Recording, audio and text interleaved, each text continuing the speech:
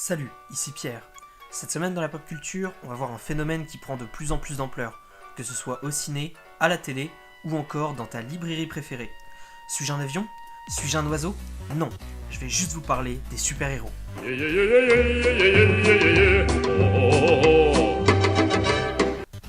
Bon alors déjà, les super-héros existent depuis toujours, parce que justement, les gens ont toujours eu besoin de s'inventer des personnages qui, même s'ils nous ressemblent, peuvent nous protéger.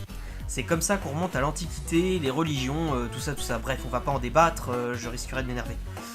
Mais ce qui nous intéresse vraiment, c'est les super-héros modernes. Et quand je disais qu'on cherchait des personnages pouvant nous protéger, les trois premiers de l'ère moderne, c'est Superman en 1933, Batman en 1938 et Captain America en 1939.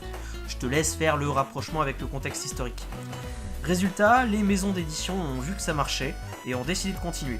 On fait un bond de presque 20 ans plus tard, où les maisons concurrentes Marvel et DC ont décidé de créer plein de personnages, afin d'étayer un peu plus leur univers. C'est comme ça que naissent Flash, Green Lantern, Spider-Man, les 4 Fantastiques ou encore les X-Men, bref, la plupart de ceux que tout le monde connaît.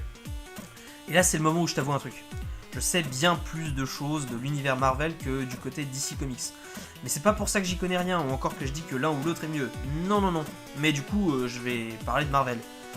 Donc, dans les années 60, c'est la création de plein de personnages. On y retrouve les Avengers, les X-Men, les 4 Fantastiques, et quelques héros solitaires comme Spider-Man ou Daredevil.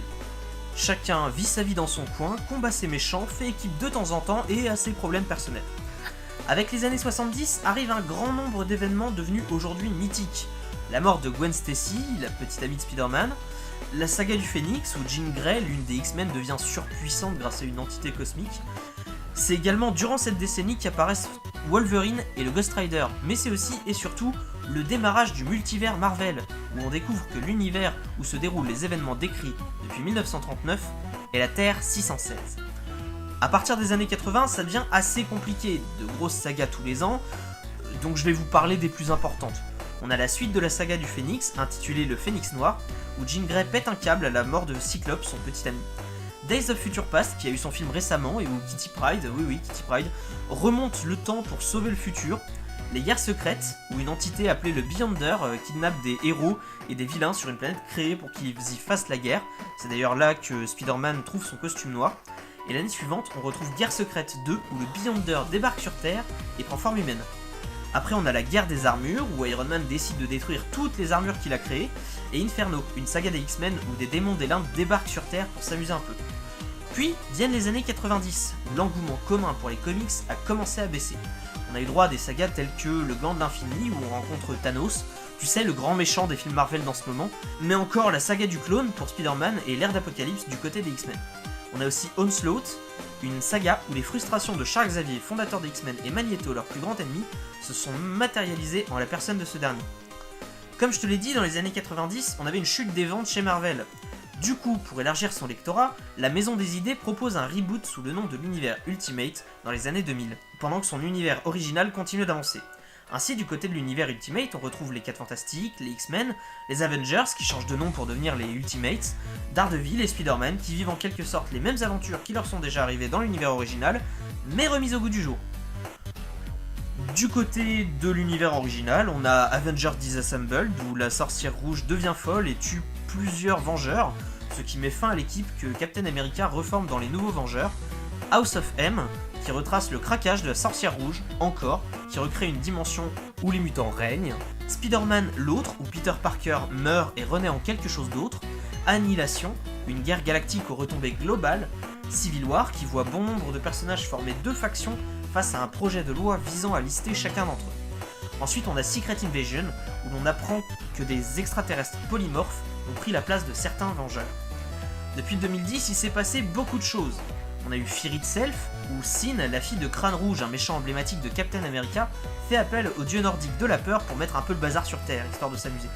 Spider Island, où un méchant fait muter la population de New York en loutre, comme tu t'en doutes. Après, on a la saga Avengers vs X-Men, puis la mort de Spider-Man avec de grands guillemets, parce que il est pas vraiment mort, c'est juste que le Docteur Octopus échange sa conscience avec Peter Parker pendant que le vilain est en train de clamser.